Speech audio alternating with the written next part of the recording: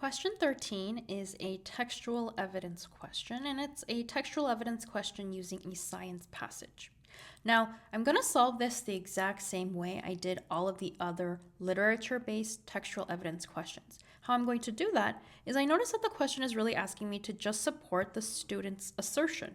And I'm going to find that student's assertion. It's just this last sentence in the passage where a student in a biology seminar is writing a paper on these fish. I don't know what fish, but what they're asserting is that their escape, so the fish's escape from Brazilian fish farms into the wild, may have significant negative long-term ecological effects.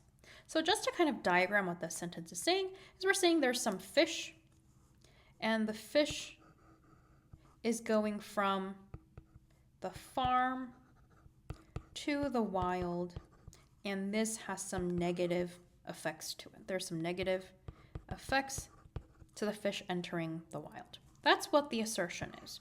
So that's the only thing I'm going to understand here, and I'm going to use this to eliminate the 4 answer choices.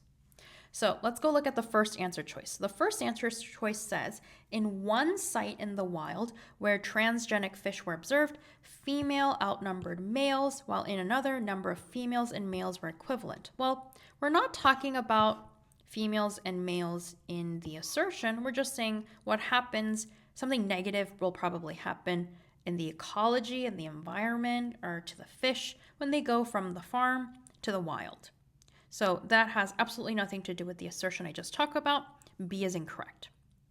B says, though some presence of transgenic fish in the wild has been recorded, so there's some in the wild, there are insufficient studies of the impact of those fish on the ecosystems into which they are introduced. What does it say when we say we have insufficient studies? This means we're unsure. It means we don't know what's happening or what the impact of the fish is. Well, I want an answer choice that says the impact is significantly negative. So insufficient, that's not going to match the claim I'm talking about in my passage. So B is incorrect.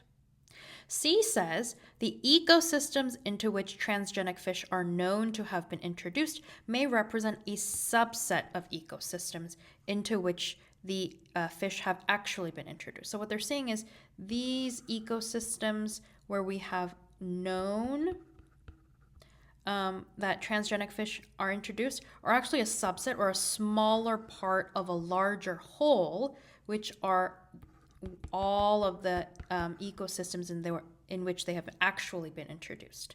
Okay, well, this has nothing to do with negative long-term consequences. So even if that's true, that doesn't really match the claim I'm talking about here. Answer choice D says, through interbreeding, transgenic fish might introduce the trait of fluorescence into wild fish populations, making those populations more vulnerable to predators. Yes, this is my negative long-term effect.